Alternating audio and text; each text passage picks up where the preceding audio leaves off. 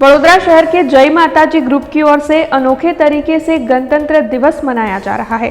दरअसल आज जब देशवासियों के दिल में देशभक्ति का माहौल बना हुआ है, गणतंत्र दिवस की धामधूम हर जगह देखने मिल रही है, तब वडोदरा में जय माताजी ग्रुप की ओर से एकता का संदेश देते हुए गणतंत्र दिवस यानी कि 26 जनवरी को मनाया जा रहा है। जय माताजी ग्रुप की ओर से एक गाड़ी को 110 किलो फूलों से सजाया गया है। तिरंगेमय इस गाड़ी को बना दिया गया है और फिर इस गाड़ी को शहर के विभिन्न इलाकों में देशभक्ति के गानों के साथ घुमाया जा रहा है। अफजल भाई की ओर से एकता के संदेश के साथ विभिन्न इलाकों में इस गाड़ी को घुमाया जा रहा है।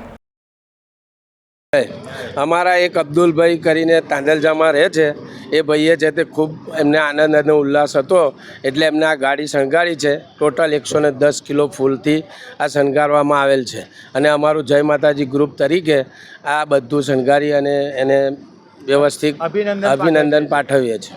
हमसे जुड़े रहने के लिए हमारे YouTube चैनल को सब्सक्राइब करें और नई वीडियो की नोटिफिकेशन के लिए बेल आइकॉन को दबाएं।